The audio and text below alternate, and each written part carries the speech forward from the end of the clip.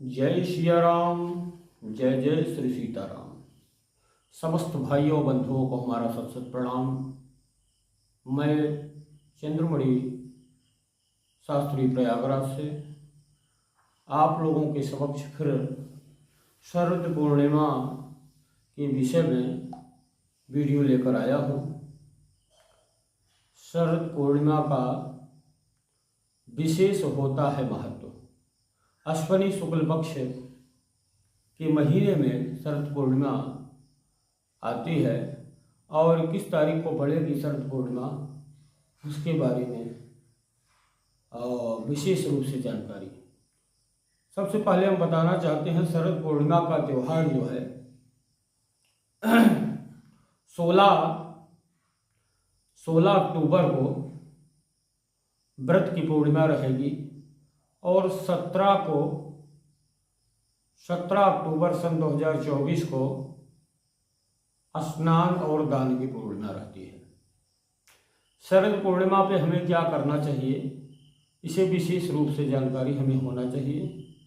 शरद पूर्णिमा को एक नाम से और जाना जाता है कोजागरी। कोजागरी के नाम से जाना जाता है और अमृत रूपी पूर्णिमा के नाम से भी जाना जाता है, क्योंकि इसी रात्रि में पौराणिक और वैदिक महत्व है। सबसे ज़्यादा हमारे आयुर्वेद का भी बहुत महत्व है इस पूर्णिमा पे, कि इस रात्रि में जो भी औषधियों का निर्माण किया जाता है वो साक्षात अमृत स्वरूप हो जाती हैं। तो इसलिए जो है इस पूर्णिमा पे सबसे पहले समस्त भाइयों और बहनों को और माताओं को चाहिए कि प्रातःकालीन वेला में उठकर स्नान इत्यादि क्रियाओं से निवृत्त होकर स्वच्छ और सुंदर वस्त्रों को धारण करके जो है माता लक्ष्मी और भगवान नारायण का पूजन करना चाहिए।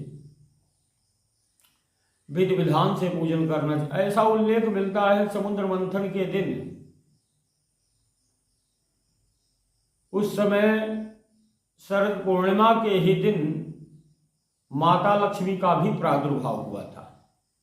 माता लक्ष्मी का प्राकट्य का दिन जो था वो शरद पूर्णिमा का ही दिन था। इसको विधि विधान से भगवान लक्ष्मी नारायण का पूजन का भी विधान इस दिन है।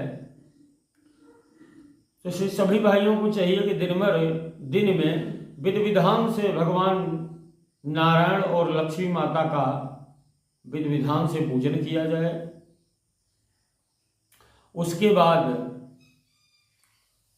रात्रि में शाम के समय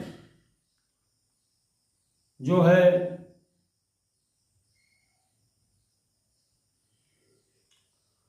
बुधवार दिन रात्रि में 7:47 के बाद जो है चंद्रमा का पूजन करना चाहिए। चंद्रमा का पूजन करने के बाद माताओं को घर में पहले से ही खीर का विधिपूर्वक निर्माण करना चाहिए। जैसे कि खीर कैसे बनाया जाए, जो सुपाच्य चावल हो उसे लेकर और मेवे और इत्यादि की आवश्यकता नहीं है, केवल दूध और शक्कर हो उसको मिलाकर और चावल को मिलाकर खीर निर्माण कर लिया जाए और रात्रि में चंद्रमा की रोशनी में उस खीर को किसी रस्सियों में बांधकर टांग दिया जाए, जिससे चंद्रमा की रोशनी विधिपूर्वक उस खीर पर पड़ती हो। उस खीर को बच्चों को और घर में बड़े बुजुर्ग माताओं और बहनों सभी को सेवन करना चाहिए। इस खीर के सेवन मात्र से अनेकानेक प्रकार की व्याधियां व्यक्ति के जीवन से मिट जाती हैं।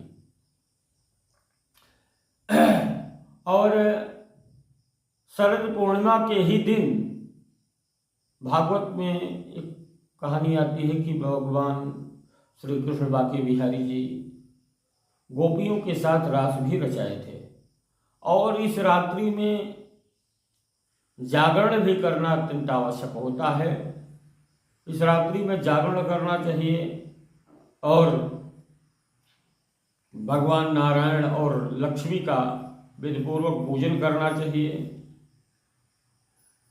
जिससे घर में धन धान्य किसी भी प्रकार के शांति की कमी ना पड़े घर में। और इसी रात्रि में चंद्रमा अमृत का वर्षा करता है। हम जब खीर बनाकर रात्रि में चंद्रमा के उजाले में रखेंगे तो अमृत रूपी रसें जो है हमारे खीर तक पहुंचेंगी, और इसी खीर को सुबह स्नान करके भगवान नारायण का फिर से थोड़ा से पूजन करके उस खीर को प्रसाद के रूप में घर के सभी सदस्य सेवन करें। आप लोगों से विनम्र निवेदन है, यह अपने जीवन में जरूर करें, क्योंकि इस खीर के सेवन से जो व्यक्ति, छोटे छोटे बच्चे हमारे हैं जिनका पढ़ने में मन नहीं लगता है और जिनकी बुद्धि जो है कुशाग्र नहीं है, पढ़ने में तेज नहीं है, वो तेज भी होने लगेंगे। जो मंद बुद्धि के बच्चे हैं वो भी कुशाग्र बुद्धि के बच्चे हो जाएंगे, और जिनकी कुंडली में चंद्रमा बहुत ज़्यादा गड़बड़ हो गई हो, आज इसी रात्रि में जागरण करके चंद्रमा के मंत्र को जाप करना चाहिए और खीर इत्यादि का सेवन करना चाहिए। इससे चंद्रमा उनको शुभ फल की प्राप्ति कराने लगता है और जीवन उनका बदलने लगता है। माता लक्ष्मी की भी कृपा प्राप्त हो जाती है। जय सिया राम, जय जय श्री सीताराम। समस्त भक्तजनों को रामचंद्र दास जी का सत सत नमन। आप लोगों का हम बहुत आभार प्रकट करते हैं।